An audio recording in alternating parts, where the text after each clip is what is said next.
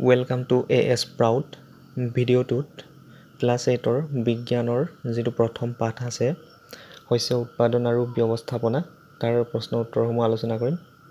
So let's get started. শস্য উৎপাদন আৰু ব্যৱস্থাপনা।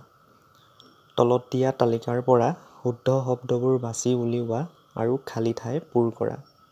উপঙি, পানী, শস্য, পোষক দ্ৰব্য, চহোৱা। একেবিধ উদ্ভিদ এখন ঠাইত অধিক পৰিমাণে গজালে বা খেতি কৰিলে তাক বুলি কোৱা হয়। উত্তৰ শস্য বুলি কোৱা হয়। শস্য সিঁচাৰ আগতে মাটিডৰা ডেছ হয়। উত্তৰ চহোৱা হয়। নষ্ট হোৱা বীজবোৰ পানীত ডেছ থাকে। উত্তৰ উপঙি থাকে। শস্যৰ বৃদ্ধিৰ বাবে প্ৰচুৰ সূৰ্যৰ পোহৰ আৰু মাটিৰ পৰা ডেছ আৰু ডেছ প্ৰয়োজন হয়।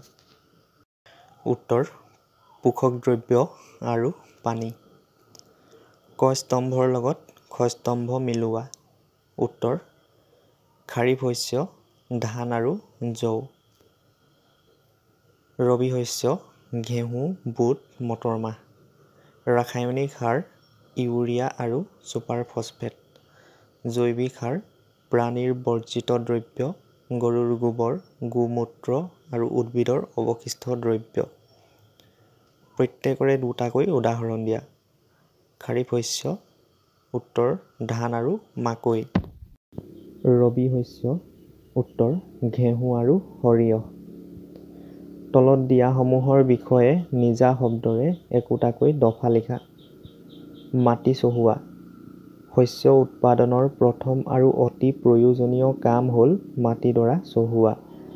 চহোৱা মাটিত গছৰ শিপাই তললৈ গ'লেও অতি সহজে উশাহ ল'ব পাৰে। চহোৱা মাটিয়ে কেঁচু আৰু মাটিত অণুজীৱৰ সংখ্যা বৃদ্ধি কৰাত সহায় কৰে। মাটি চহাই মাটিখিনি অধিক ঢিলা কৰিব লাগে যাতে মাটিখিনি তল ওপৰ হৈ পোষক দ্ৰব্যবোৰ মাটিৰ সকলো অংশতে মিহলি হয়।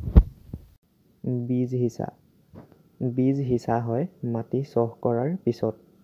মাটিডৰা সাৰ পানী দি ভালদৰে চহোৱাৰ পিছত উন্নত জাতৰ ভাল বীজ নিৰ্বাচন কৰা হয়।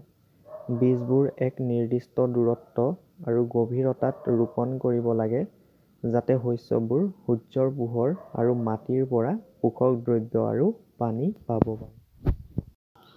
বনবাত নিৰোৱা। খেতি পথাৰত গজি উঠা অনাৱশ্যকীয় অপতৃণসমূহ আঁতৰোৱাকে বনবাত নিৰোৱা বোলে। সাধাৰণতে ফুল আৰু গুটি ধৰাৰ আগতেই অপতৃণ নিৰোৱাৰ ব্যৱস্থা ল'ব লাগে। কোৰ, খন্তি আদিৰ সহায়ত আমি বনবাত নিৰাব পাৰোঁ। মৰণা মৰা। চপোৱা শস্যৰ বীজবোৰ সীহ আৰু গা গছৰ পৰা পৃথক কৰাকে মৰণা মৰা বোলে। বৰ্তমান সময়ত কম্বাইন মেচিনৰ দ্বাৰা মৰণা মৰা হয় যদিও গাঁৱৰ খেতিয়কে গৰুৰ দ্বাৰা বীজবোৰ পৃথক কৰি লয়।